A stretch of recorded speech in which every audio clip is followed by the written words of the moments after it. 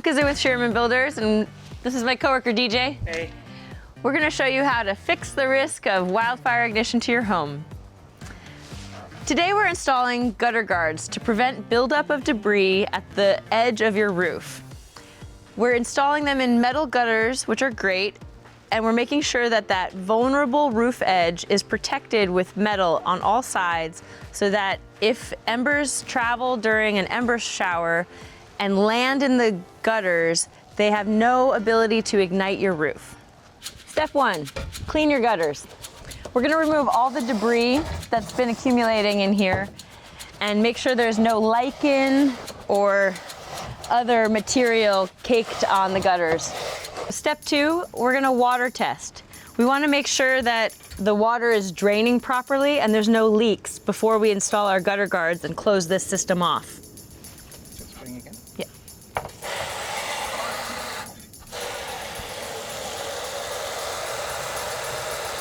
So you're gonna fill your entire gutter system, check every part of it, make sure there's no leaks underneath and that there's no puddles staying in the gutters after you spray.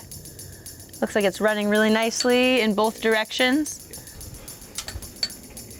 Yeah, great. We're ready to install. All right, step three, install the gutter guards. Take a look here. We have a metal flashing piece here. It's a little L flashing for the drip edge. That's covering the most vulnerable part of the roof. It's the area where the sheathing and the tar paper are exposed sometimes. So if you encounter a gutter that has an exposed sheathing and or tar paper, you want to cover it with a little metal L flashing. Now we're ready to pry up the end of your shingle and slide the gutter guard in. You may encounter roofing nails on some roofs in this location, in which case you'll need to notch out around the nail on the back side of your gutter guard. In this case, we don't seem to have any nails, so get under here. A cat's paw or a 5-in-1 can be a really useful tool for this. You don't want to damage the shingles, so just be gentle as you pry them to make way for the gutter guard. I'm making careful to go over the tar paper and under the shingle.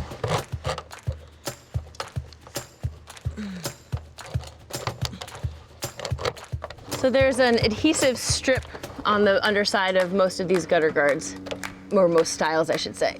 And so once you've got your dry placement set, then we'll come through and peel off that edge, that plastic strip. And now we're gonna press it into place and follow it with a few screws.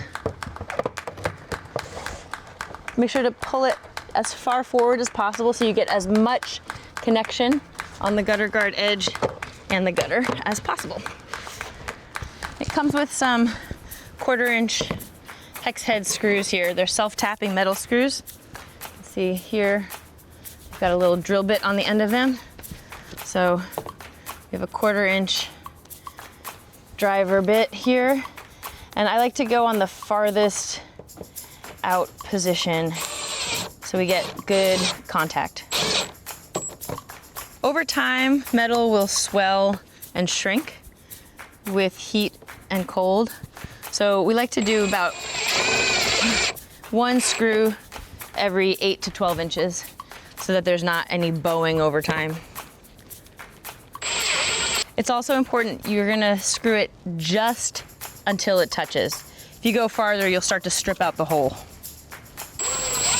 So the moment I feel resistance, I back off with my driver. And make sure you want to not be right at the very end, but come in about 1.5 inches or 2 inches. And there we go. We're ready to keep it going. Okay, so we've come to our last piece. We're just about done.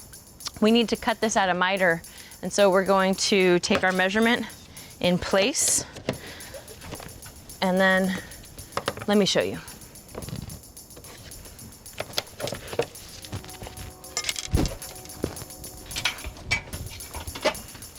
So we're gonna cut a 45-degree angle on our corners so that the gutter guards meet perfectly, and we leave a little bit of overlapping mesh. So for our purposes, we're using an angle grinder with a cutoff wheel to cut the frames at a 45-degree, and then we come through with the snips and leave a tail of about 2 inches of your mesh so that when you put the 2 pieces together at the corner, they overlap and make sure there's no gaps.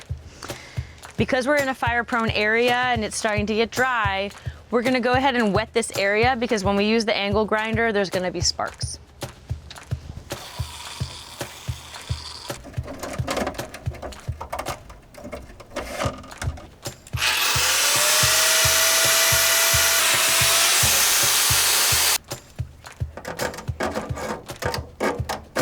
Okay, so we're ready to install now. And I'm gonna just clear the channel, make sure I have a nice area to install here.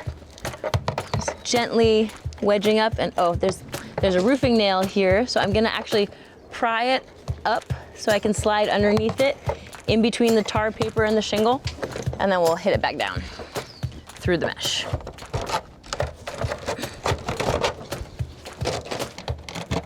You wanna make sure that you overlap your mesh so that there's not any gaps.